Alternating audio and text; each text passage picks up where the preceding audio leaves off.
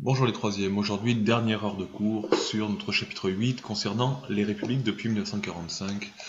Rappel, donc on voit les évolutions, on a parlé de la quatrième république, on a vu la cinquième république et le poids qu'elle donne à l'exécutif, et nous sommes en train de voir, et on va terminer aujourd'hui, les évolutions de la société française depuis 1945. On a parlé rapidement des évolutions économiques, période de croissance pendant 30 ans, et période de crise puis croissance depuis 1974, période beaucoup plus compliquée. On a complété en long, en large et en travers cette frise-là avec les différents présidents. On a parlé des changements culturels la dernière fois avec les droits des femmes, avec l'IVG notamment. On a parlé aussi de la place des jeunes qui s'affirment. On a parlé de l'abolition de la peine de mort avec Robert Badinter, qui est le ministre qui a porté cette évolution. Il nous reste finalement aujourd'hui très peu de choses à voir. Un dernier moment important de cette cinquième République. J'ai oublié l'autre jour de vous faire compléter, juste sur la frise, vous pouvez compléter ici pour l'évolution de la société. Bien marqué qu'il y a une éducation de masse, c'est-à-dire que les jeunes, euh, accèdent de plus en plus à l'éducation au supérieur, c'est-à-dire à faire des études après le baccalauréat, et puis que globalement il y a eu des droits pour les femmes et pour les jeunes. Vous pouvez l'ajouter en une phrase en bas de votre frise chronologique. Bien, on va attaquer le dernier morceau aujourd'hui, c'est-à-dire une dernière activité. Il y a 3 documents, 4 questions, vous allez voir, c'est assez rapide. Ça va vous permettre de comprendre un peu une date particulière de la Ve République, à savoir un événement qu'on appelle mai 68. Cette activité, elle est en fichier joint sur Pronote. Je ne vous conseille pas forcément de l'imprimer, sachant que il n'y a que 3 documents, 4 questions, que vous allez pouvoir les faire assez rapidement. D'ailleurs, ces questions, on les lit ensemble et on les explique. Donc vous allez devoir lire le document de gauche, le témoignage, et regarder la photographie de droite pour répondre aux questions. Pourquoi la jeunesse se soulève-t-elle en mai 1968? Qu'est-ce qu'elle réclame? Question 2. Qui se joint aux étudiants dans les manifestations? C'est la photographie. Quels changements interviennent? C'est plutôt le document de gauche. Et par quels moyens les idées se diffusent? C'est avec ces 2 documents et un troisième qu'on regardera tout à l'heure. Donc vous prenez le temps de bien lire le document, de regarder la photographie, vous commencez à répondre à ces questions-là, et on fera la correction ensuite ensemble, mais comme d'habitude ça n'a de sens que si vous le travaillez seul, avant que nous le corrigions ensemble. Au travail, vous faites pause. Bien, on y va pour la correction. Alors, vous avez lu le document, notamment le document 1, donc témoignage de Jeanne Bailleul, qui nous parle en 2008 de ce qui s'est passé en 1968. Pourquoi la jeunesse s'est soulevée? Elle nous dit que, si vous l'avez compris, en fait, il y avait une sorte de ras-le-bol de la jeunesse qui en avait marre de ne pas avoir de droits. Elle nous dit, on n'avait que des devoirs. On ne critiquait en aucun cas les profs, les filles n'avaient pas le droit de porter des pantalons. Donc là, c'était jupe longue obligatoire. La jeunesse de 1968, finalement, on a assez d'une société qui semble complètement, on dit parfois ankylosée, c'est-à-dire qu'elle ne bouge pas. Il n'y a aucune évolution. Vous voyez là sur la photographie, vous avez ces milliers de jeunes qui manifestent, vous voyez que la rue est entièrement remplie de banderoles. Cette jeune en a marre qu'on lui parle toujours de la libération de la France, de la Seconde Guerre mondiale, de l'ordre, de la religion, de la place de la femme qui est à la maison, etc. La jeunesse de 1968 veut se faire entendre et veut de nouveaux droits. Elle nous parle de liberté d'expression, elle nous parle aussi des salaires, parce que à cette époque-là, les salaires sont plutôt faibles, notamment pour les jeunes, et donc, mais cette jeunesse se soulève en fait. Elle veut plus de liberté, elle nous le dit à la fin. On pouvait rêver d'un monde qui ne serait plus machiste, qui est marqué par le poids des hommes, et elle veut un monde qui est plus libre. Finalement, vous avez dû répondre et vous le complétez, je vais juste le faire à l'oral. Pourquoi la jeunesse se soulève-t-elle? Parce qu'elle en a marre, parce qu'elle veut un changement. Rappelez-vous aussi de qui est président de la République en 1968? C'est Charles de Gaulle en fait. Charles de Gaulle, un très vieux monsieur qui ne comprend plus forcément les évolutions que souhaite la jeunesse. Et je vous le rappelle aussi, en 1968, la jeunesse n'a pas le droit de vote. Il faut attendre 21 ans pour avoir le droit de vote en 68. Donc voilà, une jeunesse qui en a marre, qui veut des changements. Deuxième question, qui se joint aux étudiants? Ce sont les ouvriers. Ici, vous avez une manifestation d'étudiants, mais qui appelle les ouvriers.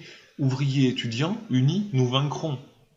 Mai 68, c'est une révolte qui est au départ étudiante. Les étudiants veulent des droits. Simplement, c'est un mouvement qui a été rejoint par les ouvriers. Les ouvriers ont commencé à se mettre en grève, ont commencé à bloquer leurs usines pour réclamer, eux, des hausses de salaire et pour réclamer des changements au niveau de la société. Justement, on nous dit quels changements, je vous demande quels changements interviennent. Mai 68, c'est avant tout un changement des mentalités. C'est-à-dire que pour la première fois depuis la Seconde Guerre mondiale, les jeunes descendent réellement dans la rue, réclament des droits, et surtout ils réclament une place dans la société. Donc les principaux changements qui interviennent, vous les notez, c'est un changement des mentalités, donc de la manière de penser, et il y a aussi, et c'est important, des hausses de salaire importantes. En mai 68, le gouvernement décide que les salaires augmentent.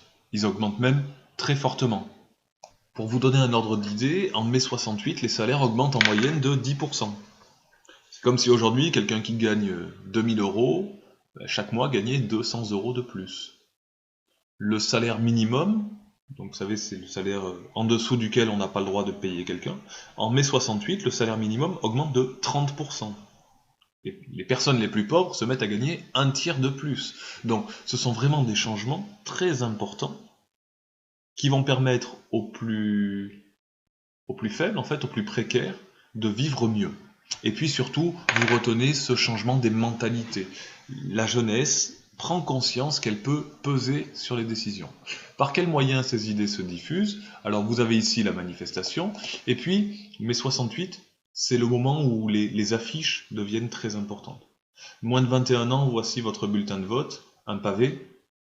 Parce que je vous rappelle donc qu'avant 21 ans, vous n'avez pas le droit de vote en mai 68, et donc les jeunes se mettent à manifester, ils décèlent les pavés qui recouvrent les rues de Paris, ces pavés sont ensuite jetés sur les forces de l'ordre.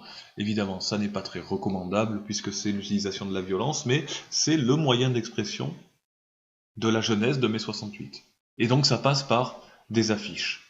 Alors si on était en cours, je vous présenterai de manière un peu plus longue et détaillée des photographies, parce qu'en mai 68, il y a un photographe français qui saisit vraiment le mouvement mai 68, il s'appelle Gilles Caron, je vais vous faire apparaître son nom. Gilles Caron, c'est à mon avis le photographe qui a le mieux saisi mai 68. Vous voyez qu'il est au cœur de l'événement. Alors au fond, on est dans une rue parisienne là. Vous avez ce jeune qui a décelé des pavés. Vous voyez le pavé qui est en train de partir ici vers un cordon des forces de l'ordre. Vous voyez autour les fumigènes. En fait, Gilles Caron, il arrive à montrer l'ambiance d'un moment à travers une photographie, ce qui est extrêmement compliqué en fait. La photographie, comme c'est quelque chose d'arrêté, vous avez du mal à montrer le mouvement normalement. Mais Gilles Caron, il y parvient. Vous voyez le pied là, les deux pieds sont surélevés, c'est-à-dire qu'il est en train de sauter pour lancer son pavé. On peut imaginer au fond les gendarmes mobiles, les policiers qui vont recevoir ce pavé et qui probablement vont charger ensuite. Gilles Caron, c'est ça, c'est quelqu'un qui arrive à montrer un événement. Gilles Caron, deux autres photographies, après on notera ce qu'il y a en dessous. Là vous avez un cordon de policiers. Vous voyez le contraste qu'il peut y avoir entre cet étudiant-là et ce cordon de policiers. Et puis la photographie de mai 68 faite par Gilles Caron, c'est celle-là. Vous avez une partie de mai 68 qui est résumée dans cette photo. Cet homme-là, vous ne le connaissez peut-être pas, mais il joue encore un rôle au niveau politique. Il s'appelle Daniel Cohn-Bendit. Il a été député européen, il a été leader du parti écologiste français. Enfin, c'est un homme politique important, moyennement important, mais quand même qui a marqué une partie de la fin du XXe siècle. Il était étudiant en mai 68, et dans cette photographie-là, vous comprenez l'époque. Vous avez cet homme qui, à l'époque, est jeune, même s'il fait plutôt âgé, mais il a une vingtaine d'années. Vous avez ici un gendarme mobile avec son casque. Vous voyez qu'en plus le gendarme est plus grand que Daniel Cohn-Bendit, mais vous voyez à travers son regard et son sourire à quel point il se moque de lui en fait. Il est en train de se moquer tout simplement de l'ordre. Daniel Cohn-Bendit, comme la jeunesse de mai 68, qui est plutôt une jeunesse bourgeoise, aisée, d'accord, c'est la jeunesse qui fait des études, c'est celle qui a les moyens en fait de vivre. Cette jeunesse-là est en train de se moquer de l'ordre établi. Elle se moque de la police, elle se moque du général de Gaulle, elle se moque de la société traditionnelle française. Et d'ailleurs, on peut le noter dans le cours à la suite, la République elle est parfois critiquée, comme en mai 68, révolte ouvrière et étudiante pour de nouveaux droits, pour un changement de société, et qui veut plus de modernité. Notez ces éléments et faites pause. Si vous vous ennuyez cet après-midi ou plus tard, vous pouvez continuer à regarder des choses sur Gilles Caron, regardez aussi des affiches de mai 68, souvent elles sont assez compréhensibles, vous avez beaucoup de caricatures du général de Gaulle, qu'on aurait pu peut-être étudier si on était en classe, mais là à distance c'est un peu plus compliqué de le mener à bien. Bien, il me semble qu'il est l'heure de parvenir à la conclusion de notre chapitre d'histoire, vous écrivez conclusion. Cette conclusion, vous allez avoir le temps de la travailler un peu seul. Regardez, on a vu 3 parties, la 4ème République, la 5ème, et on a vu les défis et les changements nombreux. Bon, c'est à vous de trouver les 2 ou 3 éléments dans chacune des parties qu'il faut retenir. Pour ça, évidemment, vous aidez du cahier, vous tournez les pages. Qu'est-ce qu'on retient de la 4ème République? Qu'est-ce qu'on retient de la 5ème? Et quels sont les défis et les changements qu'a connus la République? Vous faites pause, vous prenez le temps de chercher seul, on le complète, on le corrige ensemble juste après. Au travail. Alors, que retient-on de la 4ème République? On l'a dit 10 fois, que c'est une république de reconstruction, avec des droits sociaux, et qu'elle s'est basée sur la résistance. Donc vraiment, la 4ème, c'est pour reconstruire le pays. Notez-le et faites pause. Que retient-on de la 5ème République? C'est une république qui est stable, qui a accompagné les changements sociaux, et qui a su évoluer. Vous n'êtes pas obligé de remettre ce qui est entre parenthèses, mais la stabilité, on l'a vu avec le président de la République, qui est élu au suffrage universel direct, Sud, suffrage universel direct. Donc elle a accompagné les changements sociaux, on a vu la place des femmes et la place des jeunes. Elle a su évoluer. On a vu le quinquennat, la cohabitation et l'alternance. Notez-le et faites pause. Et enfin, concernant les défis et les changements nombreux, on a vu le travail des femmes, on a vu l'immigration qui était plus ou moins importante selon les périodes, on a parlé des nouveaux droits sociaux sous la Ve République, on a parlé aussi de la crise et du chômage et des tensions dans la société.